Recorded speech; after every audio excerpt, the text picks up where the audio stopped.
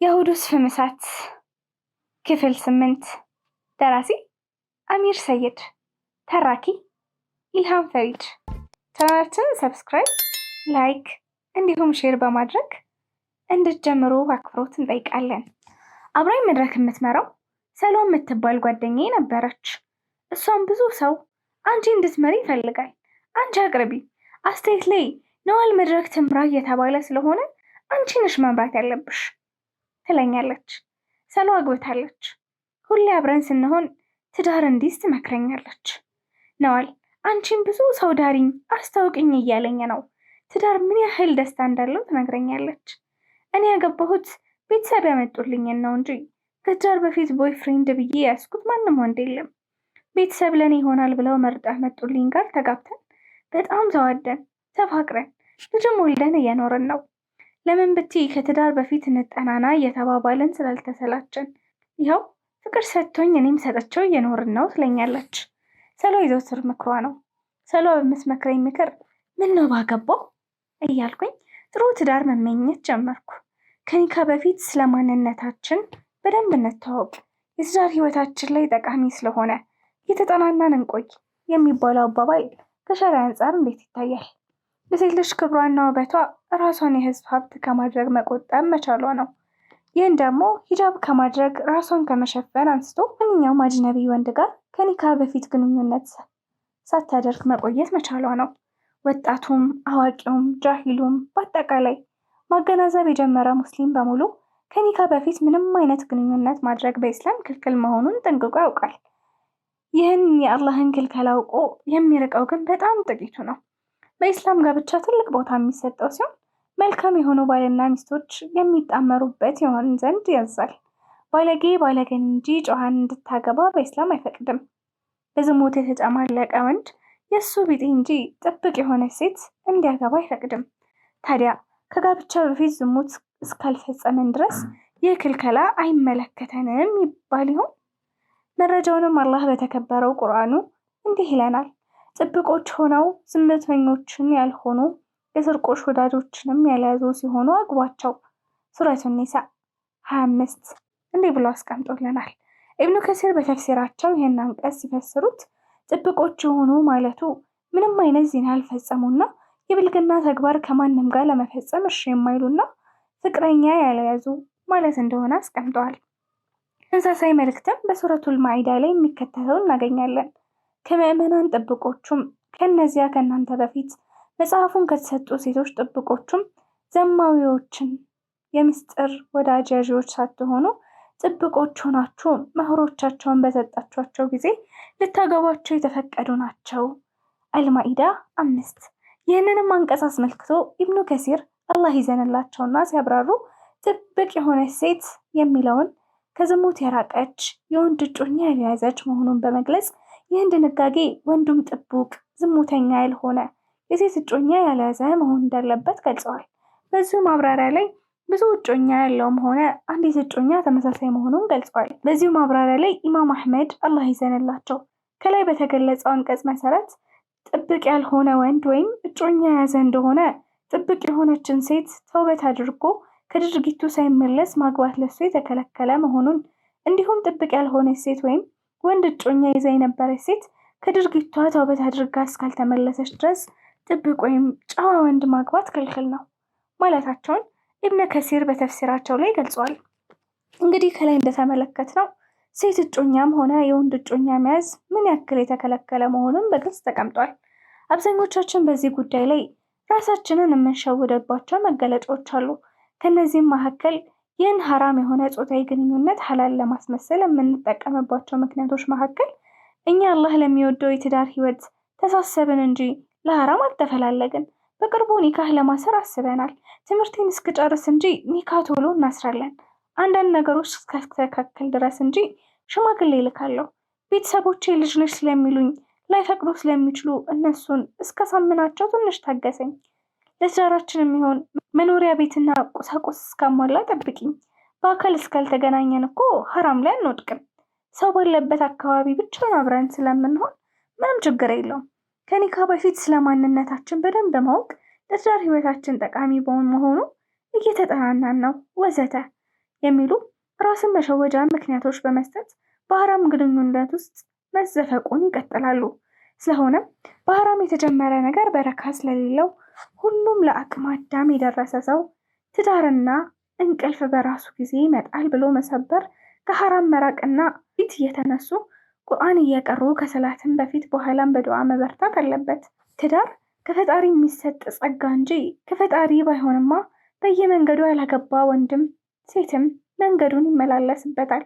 ስንቱን ለትዳር እንመኛለን፣ ግን ብዙ ተመኘን። የምናገባው ግን ፈጣሪ የመረጠልንን አንዱን ወይም አንዷን መሆኑ የማይካድ ሀቅ ነው። ወንድ ለብቻ ሴት ለብቻ በመጋረጃ ተጋርዶ ስንሆን፣ እኛ ሴቶች ዝግጅት ስናዘጋጅ ዳቦ ቆርሶ ወይም ውሃ ለመስጠት ወደ ወንዶች ወደሚቀመጡበት ከመጋረጃ ጀርባ ላለው ስጪ ሂጂ አድርሺ ትለኛለች። እኔም አልወስድም ሌላ ሰው ላኪ እላታለሁ። ከዛም እንደዚህ ትለኛለች፣ ነቢዩ መሐመድ ሰለላሁ ዐለይሂ ወሰለም አሚሩን የተከለፈ የረሱልን ትእዛዝ ኺላፍ ያደረገ ነው፣ ደግሞ የረሱልን ኺላፍ ያደረገ ደግሞ አላህን ኺላፍ ያደረገ ነው ትለኛለች። እኔም ሳልወድ በግዴ ወደ ወንዶቹ መቀመጫ ሂጄ የላከችኝን የሚበላ የሚጠጣ ነገር ሰጥቼ ወዲያው እመጣለሁ። ሰልዋ ማታ ትደውልልኝና ስትገቢ እንደዚህ የለበሰው እንደዚህ ያለች ልጅ ብዙ ምልክት ትነግረኝና ልጁን ሳውቀው እሱ ልጅ ዳሪኝ እያለ ጠይቆኛል ትለኛለች። ሰልዋ ምን ይሻለኛል? ለየትኛው እንደምድርሽ የትኛው እንደምመርጥልሽ ግራ ገባኝ። ዳሪኝ እያሉ ብዙ ሰው ጠየቀኝ፣ ተቸገርኩኝ ትለኛለች። እኔም ቆይ እስኪ ላስብበት ሰልዋ እላታለሁ። እኔ የምፈልገው ከነ ማንነት የሚቀበለኝ በልጅነት መደፈሬን አውቆ ሞራሌን የሚጠብቅልኝ ነው። ደግሞ እሺ ተቀራረብኩኝ፣ የኔን ማንነት እንዴት አድርጌ ነው የምነግረው? እንዴት ብዬ ወንዶችን እቀርባለሁ እያልኩ ብቻዬን በሀሳብ ጭልጥ ብዬ ሀሳብ ወስዶ ይመልሰኛል።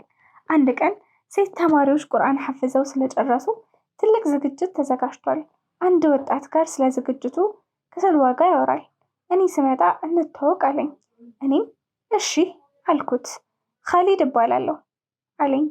እኔም ነዋል እባላለሁ አልኩት። በዛው ታወቀን እና አብረን ከሷ ጋር ሄድን። ካሊድ ለሰልዋ እኔን እንደሚወደኝ ለወሬ ለጅንጀና ሳይሆን በቀጥታ ሽማግሌ ልኬ ማግባት ነው የምፈልገው ብሎ ነግሯታል። ሰልዋ እኔን ስትጠይቀኝ እኔ አሁን ማግባት አልፈልግም፣ ቤተሰብ እንድማር ነው የሚፈልጉት አልኳትኝ። ከአሁን በፊት ካሊድ ብዙ ቀን ለሰልዋና ለመፍትሃ እኔ እንደሚወደኝ ነግሯቸዋል። ካሊድ እኔን ለማውራት በጣም ይፈረኛል። ስለ እኔ ጉዳይ የሚጠይቃቸው ሰልዋንና መፍትሃን ነው። ለትዳር ዝግጁ ከሆነች እኔም ማግባት ምርጫዋ ከሆነ ዛሬ ነገ ሳላይ ሽማግሌ ልኬ ለማግባት ነው አላማዬ እያለ ሁሌ ይነግራቸዋል። ካሊድን ባንግባባም አውቀዋለሁ። ባጃጅ አለው። በእኛ አካባቢ መስመር ነው የሚሰራው፣ ግን በሱ ባጃጅ ሲሄድ ትኩር ብሎ ያየኛል። ሰልዋ ቀን በቀን ካሊድን ምን አሰብሽ አግቢው እያለች ስትጠይቀኝ ካሊድ ከኔ ተስፋ እንዲቆርጥ ብዬ ማግባት አልፈልግም፣ ስለዚህ ጉዳይ ሁለተኛ እንዳታነሽ አልኳት። እሺ ነዋል፣ ግን ስልክ ቁጥሩን ስጪኝ ብሎኛል፣ እሰጠዋለሁ አለችኝ። እኔም እሺ ስጭው፣ የተለየ ነገር ግን አይፈጠርም አልኳት። ከካሊድ ጋር የምናወራው በቴሌግራም ነው። በስልክ እኔን ለማውራት ድምፄን ለመስማት ይፈራል። በቴሌግራም እያወራን እኔ ማግባት እንደሚፈልግ በግልጽ ነገረኝ። እኔም ካሊድ ተረዳኝ፣ አሁን ማግባት አልፈልግም፣ ትምህርቴን መማር ነው የምፈልገው፣ ከአሁን በኋላ ስለ ትዳር እንዳታነሳብኝ ብዬ ተቆጣሁት። ነዋል ትምህርት እኮ ከትዳር አይከለክልም አለኝ። ከዛ በቃ አልፈልግም ተወኝ ብዬ ከቴሌግራም ወጣው። ተነስቼ ወዲያው አድርጌ ሰላተል ኢስቲኻራ ሰገድኩ። ልክ እንደሰገድኩኝ ልቤን ፍን አደረገኝ። መረጋጋት አልቻልኩም። ወዲያው ለካሊድ ሜሴጅ መልእክት ላኩለት። መልእክቱም እንዲህ ብዬ ነበር የላኩለት። ካሊድ ሰላተል ኢስቲኻራ ስሰግድ ልቤን አፈነኝ። የሰላም ስሜት አልተሰማኝም። ስለዚህ ተረዳኝ። እኔ በጭራሽ አንተን ላገባህ አልችልም፣ የትዳር ምርጫዬም አይደለህም፣ አልፈልግህም አልኩት። ካሊድም የላኩለትም ሜሴጅ አይቶ መልሶ እንዲህ ብሎ ላከልኝ። ነዋል አብሽሪ፣ አንቺን የጀነጀንኩሽ አይደለም፣ ደግሞም በእኔ የተነሳ እንድትጨናነቂ እንድታስቢም አልፈልግም። ባይሆን አንድ ነገር ብቻ ፍቀጅልኝ። በሳምንት አንድ ቀን ለሰላምታ ስደውልሽ አንስተሽ ፈታ ብለሽ አውሪኝ። መንገድም ላይ ስንገናኝ ሰላምታ ሳቀርብልሽ ፊት እንዳትነሽኝ አናግሪኝ አለኝ። እኔም እሺ በዚህ እስማማለሁ አልኩት። ከኻሊድ ጋር በቴሌግራም ማውራት ቀነስን። ሁሌ በሳምንት ጁማ 8 ሰዓት ሲል ሁሌ ይደውልልኛል። ከዛም እንዴት ነሽ? ቤተሰብ ሰላም ናቸው? ጁማ እንዴት ነበረ? ትምህርት እንዴት ነው? ሳምንቱ እንዴት አለፈ ብሎ ይጠይቀኛል። አጠር አድርጌ መልስለታለሁ። ከ10 ደቂቃ የበለጠ ሳናወራ በአጭሩ ቶሎ ወሬያችንን እንጨርሳለን። ሁሌም ጁምዓ አላርም የቀጠረ ይመስለኛል። 8 ሰዓት ሲል ይደውልልኛል። ከዚህ ውጭ ከካሊድ ጋር ሌላ በስልክ ቅርርብ የለኝም። አንድ ቀን ክላስ በነበርኩበት ቲዮሪ የተማርነውን ፕራክቲስ የምንሰራበት የምናይበት ክፍል ዲሞንስትሬሽን ክላስ ሁኜ በፕራክቲስ እየተማርን የማላውቀው ስልክ ቁጥር ተደወለ። እኔም ማንሳት ስላልተመቸኝ ማንሳቱን ተውኩት። አሁንም በድጋሚ ተደወለ። አሁን ድረስ የሚገርመኝ ስልኩ ሲደወል ጭንቅ ጥብብ አለኝ። ሳየው ስልኩ አስፈራኝ። ይሄ የማላውቀው ቁጥር ማን ይሆን? የተደወለ ሲደጋገም መመሬን አስፈቅጄ ወደ ውጭ ወጥቼ ስልኩን አነሳሁት። ነዋል አሰላሙ አለይኩም ወራህመቱላሂ ወበረካቱ አለኝ። እኔ ወአለይኩም ሰላም ወራህመቱላሂ ወበረካቱ አልኩት። ሰላም ነሽ? እንዴት ነሽ ነዋል አለኝ። አልሐምዱሊላህ። አወቅሽኝ አለኝ። እኔም ኧረ አላወቅኩም ማን ልበል? እሱም እርግጠኛ ነሽ አላወቅሽኝም? ይህን ድምፄን አስታውሺ እስኪ አለኝ። እኔም በጭራሽ ይህን ድምፅ ላስታውሰው አልቻልኩም። እሱም እርግጠኛ ነሽ? እኔም አዎ እርግጠኛ ነኝ። ማስታወስ ባለመቻልሽ ገርመሽኛል። ለማንኛውም ይፍታ እባላለሁ አለኝ። አሁንም ላስታውሰው አልቻልኩም አልኩት። እሱም እንዴት? ብዙ ሚፍታህ የሚባሉ ሰዎችን ስለማቅ ልለይህ አልቻልኩም። እሺ ከነዚህ ብዙ ሚፍታህ ስሞች ውስጥ የማትረሺው የትኛው ነው? በጣም አናደደኝ። ሰማኸኝ ወንድም፣ ለጅንጀና ጊዜም ሰዓትም የለኝም። ተወት አድርገኝ ብዬ ተቆጣሁት። አትቆጪ፣ ሲሪየስ አትሁኚ። ሲሪየስ መሆን ለወታደር ነው፣ ለዛውም ግድ ሆኖበት ነው። ለማንኛውም አሁን ክላስ ነሽ መሰለኝ። በኋላ ደውዬ ማንነቴን በደንብ እነግርሻለሁ አለኝ። እሺ ብዬ ስልኩን ዘጋሁት።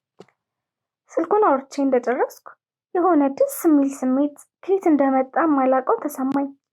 ገና ማንነቱን ሳላውቀው ደውሎ ለስለስ ባለ በሚያምር ድምፅ ስላወራኝ ብቻ ደስተኛ ሆኛለሁ። አላህ ላይ ኸይር ያርግልኝ። ከዛም ወደ ፕራክቲስ ክላስ ገባሁኝ። ከትምህርት ቤት እንደወጣው አሁንም ቅድም በተደወለው ስልክ ቁጥር ተደወለልኝ። እኔም አነሳሁት። እንደ ቅድሙ ሰላምታ ከተለዋወጥን በኋላ አሁንስ አስታወስሽኝ አለኝ። እኔም አላስታወስኩህም አልኩት። እሺ ካላስታወስሽኝ አላህ ቀልቡን እስኪሰጥሽ ማንነቴን ልንገርሽ። አንቺን ኪታብ የሚያቀሩሽ የኡስታዝ ልጅ ነኝ። አሁንስ አወቅሽኝ አለኝ። ሚፍታህን አሁን አወቅኩት። የተለያየ ኪታብ ያቀሩኝ የኡስታዛችን ልጅ ነው። አዎ አውቄሃለሁ አልኩት። የተለያየ ወሬ ካወራን በኋላ ነዋል ካሁን በኋላ እደውልልሻለሁ፣ ከአንቺ ትልቅ ሀጃ አለኝ ብሎ በአፉ ተነፈሰ። እኔም እሺ ብዬ ቻው ተባብለን የስልካችን ወሬያችንን ጨረሰን። ሚፍታህ የኡስታዛችን ልጅ ነው። በፊት ኪታብ ስቀራ ይቆጣጠረኛል። ከወንድ ጋር ካወራው ይመክረኛል። የሴት መጥፎ ጓደኞች ሲይዝ ተይ እነዚህ ዱርዬ ናቸው አይጠቅሙሽም ይለኛል። ኪታብ እየሰጠኝ ቅር እያለ ያበረታታኝ። ከዛ ወደ ውጭ ሀገር ለስራ እንደሄደ ሰምቻለሁ። ካየሁት ብዙ ዓመታት አልፈዋል። ዛሬ መደወሉ ገርሞኛል። ደግሞ ካንቺ ትልቅ ሀጃ አለኝ ብሎኛል እያልኩ ብቻዬን እንደ እብድ አወራይሻለሁ። ገና በመጀመሪያ በደወለልኝ ቀን የሆነ መግለጽ የማልችለው ብዥታ አይምሮዬን አናወዘው። ይገርማል። ማታም ለተኛ ስል ደወለልኝ። እያወራን ነው። ቀን በቀን ቀን ማታም መደወሉን ከሚፍታህ ጋር ተይዘነዋል። ለምን በፊት ስለምንግባባ ለማውራት ብዙም እኔም አልፈራም። በቀላሉ እንደ ሴት ጓደኛ እንደምናወራው ያህል የኔና ሚፍታህ ቅርርብ ወሬ እንደዛ ሆነ። አንዴ በስልክ እያወራን ነዋል ትልቅ ሰው ሆነሻል አሉ። ፎቶሽን አሳይኝ። እኔ የማውቅሽ ልጅ እንደነበር ስለሆነ ነዋል አይደለችም እስከ ማለት ደርሼ ነበር። በግድ አመንኩኝ። ያላ መጣ የፊቱም ቀደመው። እኛ እናሳድጋለን፣ በቃ እናንተ ግን ያሳደጋችሁን ትረሳላችሁ ብሎ አሳቀኝ። ኪታብ ምን እንደምቀራ ጠየቀኝ። ነገርኩት። እሱንም ስጠይቀው አዲስ አበባ ነው የምኖረው፣ ትምህርትም የተማርኩት አዲስ አበባ አወላ ኢስላሚክ ትምህርት ቤትና ቁርአንን ያሐፈዝኩትም አዲስ አበባ ነው። አሁን የምሰራው ከቻይና ከዱባይ ዕቃ እያመጣው አዲስ አበባ ማከፋፈል ነው። አስመጪና ላኪውኝ ይልሻለሁ አለኝ። አልሐምዱሊላህ ህይወት መስመር ይዛልኛለች። ግን አንድ ነገር ብቻ ጎዶሎ ሆኖብኝ ያለኝ ብር ንብረት ደስታ አልሰጠኝም። ጎዶሎ እንደሆንኩኝ ይሰማኛል አለኝ። እኔም ምንድነው የጎደለህ አልኩት። እሱም ትዳር የለኝም፣ ማግባት እፈልጋለሁ። ደግሞ ማገባው አንቺ የመረጥሽልኝን ከጀማዓ ልጆች ነው የምፈልገው፣ ፈልጊልኝ አለኝ። እኔ አትጠራ የለውም አንድ ላይ ሆነን እንፈልጋለን አልኩት። ግን ትዳር በፍለጋ ይገኘው? ትዳር ቀልድ ነው? በእኔ ፍለጋና በሚፍታ ሀሳብ ይሳካ ይሆን? ለምን ትዳር በባህሪው መረጋጋት፣ ትዕግስት፣ ቆም ብሎ ማሰብ ያስፈልጋል። ትዳር በባህሪው ትዕግስትን ይፈልጋል። ኢማንና ፍቅር ዓላማቸውን አድርገው በአንድ ላይ ለመሆን የወሰኑ ሰዎች መደማመጥን፣ ሀሳብ መቀባበል ካልቻሉ በዘመናችን ከሾህ እንደተጠጋ ቁልቋል ሲያለቅሱና ሲያማረሩ እንዲሁም ደስታና ሰላም የሸሻው ህይወትን ሲገፉ ይኖራሉ። ዛሬ አያሉ የዘመኑ ወጣቶች ትዳር አስበውትና ወስነው ሳይሆን በዘፈቀድ ለጊዜያዊ ስሜት ብለው የሚገቡበት መሆኑ በጉልህ የሚታይ ነው። ጋብቻ ርቆ ማሰብና ማሰላሰልን ብሎ መወሰንን ይጠይቃል። ይሁንና ጋብቻ ሲጀመር ውጣ ወረድ እንዳለው የሚዘነጉ ቀደም ብለው ያላሰቡ አንዳንዶች ገና ከጅምሩ በጋብቻቸው የተደላደለ ኑሮ ለመኖር ይፈልጋሉ። የትዳርን ትክክለኛ ገጽታ ማየት ተስኗቸው ትዳር በየዋህነት የሚጀምሩ ሰዎች ትዳር እንዳሰቡት ሳይሆን ሲቀር ያለው አማራጭ የያዘውን ትቶ ሌላ ለመሞከር አንድ ሁለት ማለት ይሆናል። ከመሆኑም ፍቅርና ኢማን ያላቸው አድገው በትዳር ተሳስረው ለመኖር የወሰኑ ሰዎች በሰርጋቸው ማግስት ወይም በቀጣዩ የትዳር ህይወታቸው ውስጥ ግራ የሚያጋቡ፣ ተስፋ የሚያስቆርጡ፣ የስሜት አለመጣጠም፣ የፍላጎት አለመርካት፣ የአመለካከትና የልምድ ማነስ ልዩነቶች የሚታይበት ሊሆን ይችላል። ይሁን እንጂ ትዳራቸው እንዳላህ ፍላጎትና ትዕዛዝ የጀመሩ ከመሆናቸው የተነሳ ለጊዜው ችግር ብለው ወደ ፍቺ አይሮጡም። ከዚህ ይልቅ ለገጠማቸው ችግር አላህ ሱብሃነሁ ወተዓላን ከልብ እየተማጸኑና የተፈጠረውን ችግር ለመቅረፍ አብረው ይሞክራሉ። አንድ ሌላውን ሀሳብ ለመቀበልና የታየውን ድክመት በይቅርታ ለማለፍ ፈቃደኞች ይሆናሉ። ይህም ትዳራቸውን አስደሳች ህይወትና ረጅም ዕድሜ እንዲኖረው ለማድረግ ከማንም የተሻለ እድል ይሰጣቸዋል። ጋብቻ የተከበረ የህብረተሰብ የመጀመሪያ ተቋም እንደመሆኑ መጠን ማለት ነው። የተቋም ያማረና የተስተካከለ እንዲሆን የአላህ እርዳታ የግድ ስለሚሆን አላህ ሱብሃነሁ ወተዓላ መለመንና መማፀን ያስፈልጋል። አላህም በቁርአኑ ይህን አስመልክቶ እንዲህ ይላል፣ ጌታችን ሆይ ከሚስቶቻችንና ከዘሮቻችን ለዓይኖች መርጊያን ለእኛ ስጠን፣ አላህን ለሚፈሩትም መሪ አድርገን የሚሉት ናቸው። በዚህ መልኩ የትዳር ህይወትን ከጀመሩ በኋላ ስለ አንድነታቸውና ፍቅራቸው በጋራ ዱዓ በማድረግ መትጋት ይኖርባቸዋል። ስለ ትዳራቸው በግልጽና በታማኝነት አብሮ መወያየትና መነጋገር ከቻሉ ዓላማቸው የሚሰመር መሆኑን ተስፋ እናደርጋለን። የሚያጋጥሟቸውን ችግሮች በአላህ ሱብሃነሁ ወተዓላ ፍቃድ ይወገዳሉ። ፈጣሪ ሚፍታን ያሰበውን አይነት ትዳር ለእኔም የተጻፈልኝን አሳካልኝ ብዬ በዱዓ ተያይዣለሁ። ፈጣሪ ያግዝሽ በሉኝ። ሚፍታህ ከበፊት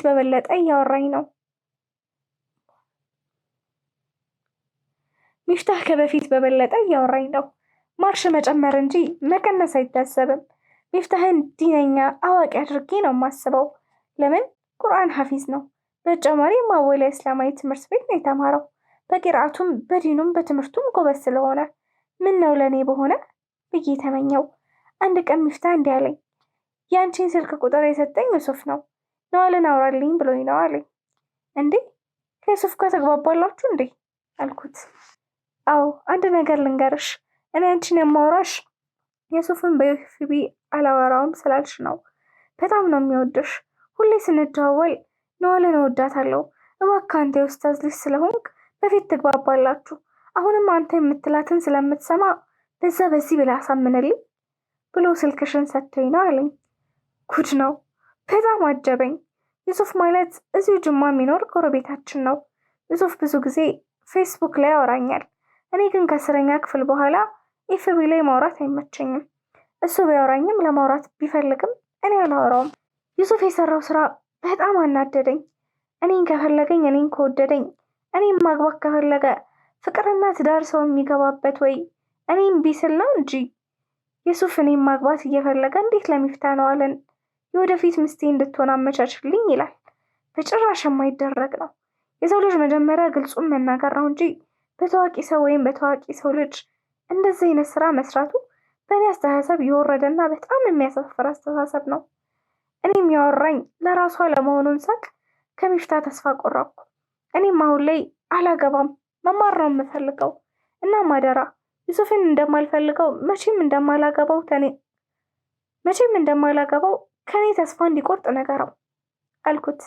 ሚፍታህም እሺ ካልፈለግሽ እምቢ ብላለች አልተሳካም ብዬ ነግረዋለሁ አለኝ። ሚፍታህ ለሌላ ልዳርሽ ከሚለኝ እኔ ላግባሽ ቢለኝ በጣም ደስ ይለኝ ነበር። ምን ይደረጋል ነበር ሆኖ ቀረ። አንድ ነገር ይገርመኛል። ሴት ልጅ የምትወደውን ስትከተል የሚወዳትን ታጣለች ይባላል። ካሊድ ላግባሽ ብሎ ስንት እንዳለመነኝ እኔም እምቢ እንዳላልኩኝ ግን ሚፍታህ ገና ለወደፊት ላግባሽ ቢለኝ ደስታዬ ነው። ምንም ሳላቅማማ ለመቀበል ዝግጁ ነኝ። ሚፍታህ ዓላማው እኔም ማውራት የጀመረው ለዩሱፍ እኔ እንድሮኝ፣ እኔ ደግሞ ብዙ ጓደኞች ስላሉኝ ከነሱ መካከል አንዷን እኔው መርጬ እንድድሮ ይመስለኛል። ወይም አይታወቅም። የሰው አስተሳሰቡ በዩሱፍ ሀሳቦ እኔን እሱ ማድረግ ፈልጎም ሊሆን ይችላል። በነጋታው ሚፍታህ ደውሎልኝ ለዩሱፍ ነዋል አልተስማማችም፣ ከአቅሜ በላይ ነው ብዬ በስልክ ነግሬዋለሁ አለኝ። ነገር ግን እኔና ሚፍታህ አሁንም ማውራት አላቆምንም። እንደውም ከበፊት በባሰ መልኩ እያወራን ነው። ደግሞ በተዘዋዋሪው ካሊድ ከኔ ተስፋ አልቆረጠም። ሁሌም ጅንጀና አይሆንለትም። ካሊድ ግልጹን እንደሚወደኝና ለወደፊት እኔም ማግባት እንደሚፈልግ ይነግረኛል። ሁሌም ጁማ እየደወለ ነዋል ተረጂኝ፣ እኔ ጅንጀና አይሆንልኝም፣ ነዋል አንድ ጥያቄ መልሽልኝ፣ ምን አይነት ባል ነው የምትፈልጊው አለኝ። እኔ ብዙ ሴቶች ሲጠየቁ የሚመልሱትን መልስ መለስኩለት። እኔ የምፈልገውማ የተማረ ዲን ያለው ኪታብ የቀራ ከምንም በላይ የሚወደኝ የምወደው የሚሳሳልኝ ልጅ ወልደን በፍቅር አብረን መኖር የምንችልና እስከ ማንነቴ የሚቀበለኝ አልኩት። ካሊድም ነዋል አንድ ነገር ልታውቂ ይፈልጋለሁ። አንቺ የሆንሽውን ብትሆኚ 2 ጊዜ ባላግብተሽ ብትፈጪ 5 ልጅ ቢኖርሽ ለእኔ ምንም አይደለም። እኔ የምፈልገው አንቺን የኔ እንድትሆኚ ብቻ ነው የምፈልገው አለኝ። ካሊድ እኔን ከነ ማንነቴ የሚቀበለኝ ይመስለኛል። ነገር ግን በጭራሽ ውስጤ ሊቀበለው አልቻለም። ከካሊድ ጋር በብዙ ንትርክ በኋላ ከኔ ተስፋ አልቆርጥ ሲል በውሸት እኔ የውጭ ሀገር ፕሮሰስ ጀምሬያለሁ፣ አሁን ማግባት አልችልም ብዬ በውሸት ተስፋ አስቆረጥኩት። ካሊድም ሳይወድ በግዱ እሺ አለኝ። ግን ያው ስለ ትዳር ባናወራም ጁማ ይደውልልኛል። በተዘዋዋሪ ደግሞ ከሚፍታህ ጋር ሳወራ ደስታዬ ነው። ምን እወድሻለሁ ላግባሽ ባይ እያልኩኝ እነዚህን ቃላት ቢነግረኝ ምኞቴ ነው። እንደዚህ እያለ የኮሌጅ 1ኛ ዓመትና ክረምቱ በዚሁ አለፈ። 2ኛ ዓመት የኮሌጅ ትምህርት ጀመርን። አሁንም ከአህመድ ጋር እያወራን ነው። አንድ ቀን እንዲህ አለኝ፣ ነዋል ማግባት እፈልጋለሁ። የአሁኑ ዓመት ላይ የመጀመሪያ ዕቅዴ ማግባት ነው። ለእኔ የምትሆነው ምረጭልኝ አለኝ።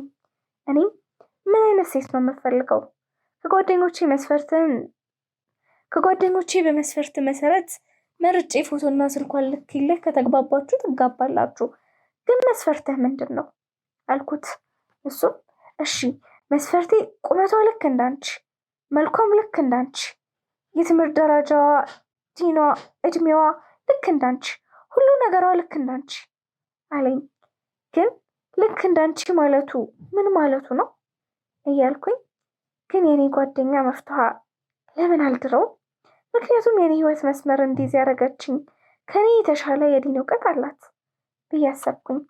እኔም ሚፍታህን እየወደድኩት እሱም ማጣት ሳልፈልግ ሂጄ መፍትሃን ለሚፍታህ ልዳርሽ አልኳት። መፍትሃም እኔ አልፈልግም አለችኝ። እሷም እኔ እንደምወደው ከአነጋገሪ ከሁኔታ ተረድተኛለች። ግን ነዋል ለምን ሚስት ትፈልጊልኝ ከሚልሽ ለምን አንቺን አያገባሽም? እንዲህ የሚልሽ አንቺ አግባኝ እንድትዩ ያንቺን ቃልሽን እየጠበቀ ይሆናል አለችኝ። ወደዳችሁም ጠላችሁም ሚፍታህ በስልክ በተደጋጋሚ ስለምናወራ በሱ ልቤ ተሰርቋል። አጉል መቀራረብ፣ ፍቅር የሚባል ጦስ ይዞ ይመጣል። የበፊት ያለፉ ምርጥ ትውልዶች ፍቅርን እንዴት ነበር የገለጹት? እስኪ ከዚህ የንጉሥ የፍቅር አገላለጽ እንመልከት። ህንድን የከፈተው ሱልጣን ጋዛሊ ማህሙድ በጣም ተወዳጅ የሆነ አገልጋይ ነበረው። ስሙ ሙሐመድ ይባላል። ሱልጣን ማህሙድ አገልጋዩን የሚጠራው ሙሐመድ በሚለው መጠሪያው ሲሆን አንድ ቀን ግን በአባቱ ስም ጠራው። በዚህ የሱልጣኑ ድርጊት ልቡ የተሰበረው አገልጋዩ ሱልጣኑ ለምን በአባቱ ስም እንደጠራው ሲጠይቀው የምወደህ ልጄ፣ ሁሉ ጊዜም በስምህ ስጠራህ ነው የኖርኩት። በእነዚህ ጊዜያት ሁሉ ውዱእ እያለኝ ነበር የጠራሁ። ሆኖም ግን አሁን በአባትህ ስም በጠራሁ ቅጽበት ውዱእ አልነበረኝም። ውዱእ ሳላደርግ ይህን የተባረከ ስም ሙሐመድን መጥራት ስላሳፈረኝ ነው በአባትህ ስም የጠራሁ በማለት ይቅርታ ጠየቀው። ይህን ያክል የተወዳጁ ነቢያችን ሙሐመድ ሰለላሁ ዐለይሂ ወሰለም ፍቅር ነበራቸው። ውዱእ ሳይኖራቸው የተከበረ ስማቸውን ለመጥራት ለራሱ ይህን ያክል ፍቅራቸው በልባቸው ገብቶ ያከብራቸዋል፣ ይወዳቸው ነበር። ዛሬ ግን ስማቸውን በቀላሉ አንስተን ከልብ ባልመነጨ ፍቅር ሁሉም ከአንገት በላይ ነው። እስኪ ራሳችንን እንፈትሽ። የነቢዩ ልጆች ሁሉንም በቃላችን ሸምድደናል። ነቢዩ በስንት ዓመታቸው ነው ነቢይ የሆኑት? የነቢዩ ሚስቶችን ጥቀሱ ብንባል ስንቱን መጥቀስ እንችላለን? የነቢዩ ምርጥ ሰሃቦች ስንት እናውቃለን? በስንት ዓመተ ሂጅራ ተወለዱ? ወዘተ የተለያዩ ጥያቄዎችን ራሳችንን እንፈትሽ። የነበሩ ምርጥ ትውልዶች ግን ሙሐመድ የሚለው ስም ውዱእ ሳይኖራቸው ለመጥራት ይከብዳቸው ነበር። እኛ ግን አብሮ ቂጣ እንደበላ ጓደኛችን ስማቸውን ስናነሳ እንደ ጩጫን እንኳን ክብደት አልቆጠርነውም። ነቢዩ መሐመድ ሰለላሁ ዐለይሂ ወሰለም እኔን የሚወደኝ የሰራሁትን ስራ ይከተል ብለዋል። ውዴታ የሚገለጸው እሳቸው የሰሩትን ስራ በመስራት ነው። መቼ ነው ሁላችንም ከኔ ጀምሮ ተውሂድን ለመማር ፈቃደኛ የምንሆነው? ተውሂድን ተምረን ትክክለኛ የእሳቸውን መንገድ ተከትለን እሳቸው መውደዳችንን የምናረጋግጠው? ሁሉም መልሱን በልቡ ይመልስ። ከሚፍታ ጋር ማውራቱን ተያዝ ነው። ረመዳን ደርሷል። በዛውም ሲወሲ ፈተና ስለነበረኝ የተዘጋጀው ነው። በጊዜ ሂደት አንድ ቀን እንዲህ አለኝ፣ ነዋል ለዩሱፍ ቢያወራሽ ራሱ በጭራሽ እንዳትነግሪው አደራ። እኔ ለዩሱፍ ልድርሽ ነው ያሰብኩት። ምርጫሽ እሱ ካልሆነ ካልፈለግሽው እኔ ላገባሽ እፈልጋለሁ። ነዋል ወላሂ ከምሬን ነው።